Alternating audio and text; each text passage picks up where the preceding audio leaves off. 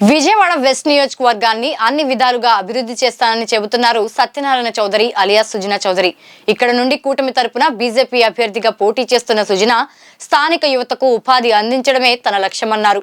కేంద్రంలో మోదీ మరోసారి ప్రధాని అవుతారని, అదేవిధంగా రాష్ట్రంలో 4వ సారి చంద్రబాబు సీఎం కానున్నారని ఆయన జోషం చెప్పారు. ఇక కొండ ప్రాంతాల్లో ఉన్న సమస్యలను తెలుసుకున్నానని, ఎమ్మెల్యేగా గెలిచిన తరువాత వాటిని వీలైనంత త్వరగా పరిష్కరిస్తానని చెప్పారు. లోకల్ కాదని తనను డిపాజిట్లు కూడా రాని వాళ్ళు విమర్శిస్తున్నారని ఎద్దేవా చేసిన సుజనా తాను పక్కా లోకల్ అని కుండబద్దలు కొట్టారు.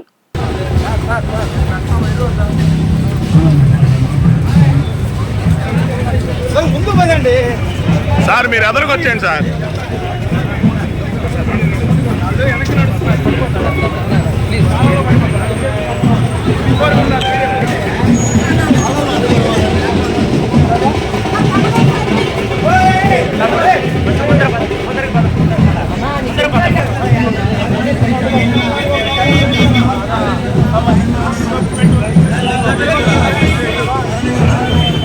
ఈరోజు పశ్చిమ నియోజకవర్గంలో 45వ డివిజన్లో పొద్దున్న నుంచి ప్రచారం చేస్తా ఉన్నాం.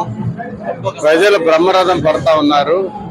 ఎక్కడికక్కడ అభ్యర్థి ఇప్పుడు కేసీఆర్ చెన్నై గారు సైకిల్ గుర్తుగా ఏమని ఓటు, నాకు కమలానికి ఏమని, మా ఇద్దరికి ఆ రోజు మే 13న దయచేసి ఓటుని సద్వినియోగపరచుకోవడానికి చెబుతున్నాం.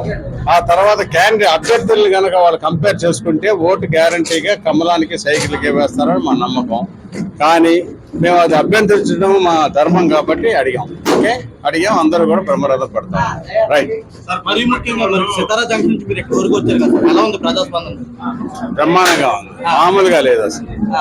వాళ్ళు ముఖ్యంగా ఈ సెంటర్ లో చెప్పింది ఏంటంటే పశ్చిమ నియోజకవర్గం మొత్తం దుర్భర పరిస్థితుల్లో ఒక 1 to 10లో 10th లోనే ఉంది. అంటే 10th ఇస్ ది వరస్ట్.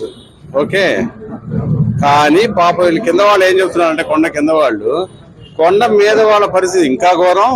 కాబట్టి మీరు అధికారంలో రాగానే ఎన్డీఏ ప్రభుత్వం ఢిల్లీలో నరేంద్ర మోడీ గారు ప్రధానమంత్రి మళ్ళీ 3వ సారి అవుతారు. ఇక్కడ చంద్రబాబు నాయుడు గారు 4వ సారి ముఖ్యమంత్రి అవడం ఖాయం. అవగానే మీరు దయచేసి మొదట ప్రయారిటీ కొండ మీద వాళ్ళకి ఇచ్చి తర్వాత మాకు చేయండి అని వాళ్ళు చెప్తా ఉన్నారు. చాలా గొప్ప మనసు కలిగిన వాడు. మీరు ఇప్పుడు కొండ మీద అంటే ఇప్పుడు రోడ్లు, డ్రైనేజీ, ర్యాంపులు ఇవన్నీ మీరు పూర్తిగా మెట్లు అవేమో మౌలిక సదుపాయాలు.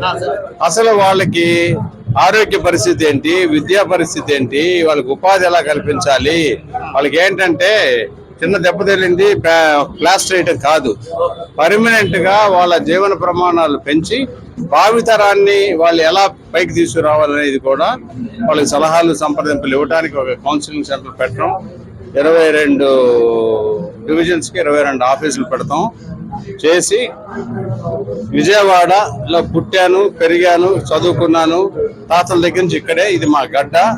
కాబట్టి ప్రత్యర్థులు డిపాజిట్ కూడా రాని వాళ్ళు చాలా మంది. వాళ్ళు ఏదో అంటుంటారు ఈయన లోకల్ నాన్ లోకల్ అని.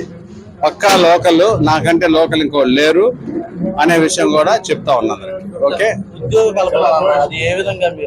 కల్పన అంటే అర్హత ఏ అర్హత ఉంటే ఆ అర్హత కలిగిన ఉద్యోగం ఇప్పించేది. మన భారతదేశంలో అనేక మందికి అవకాశాలు ఉన్నాయి. కానీ మనం దాన్ని ఇప్పుడు నువ్వు కొబ్బరి నూనె తీసుకొచ్చి ఒక చిన్న బాటిల్లో పోయాలంటే ఏం చేయాలి?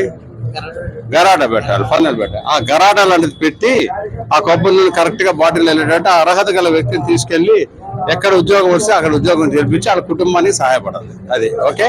నియోజకవర్గానికి ఉద్యోగాలు అంటే అర్హత బట్టి వేరే స్టేట్ లో ఎక్కడ కుదిరితే అక్కడ వాళ్ళకి ఉద్యోగం అనేది పురుషుడి లక్షణం. కాబట్టి మన పశ్చిమ నియోజకవర్గంలో ఉద్యోగం ఇప్పించగలిగితే అదొక ప్రయత్నం, అది బెస్ట్.